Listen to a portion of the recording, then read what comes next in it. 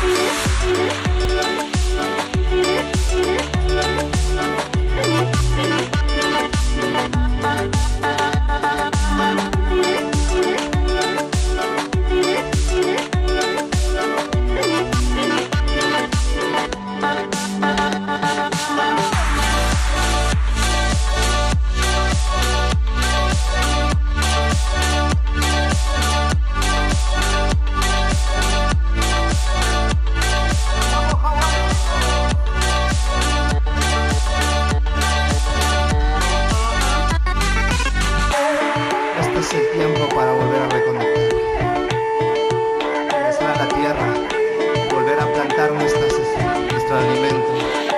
El Pachacuti es ahora el regreso a la tierra. Así que todos, hacer temblar la tierra.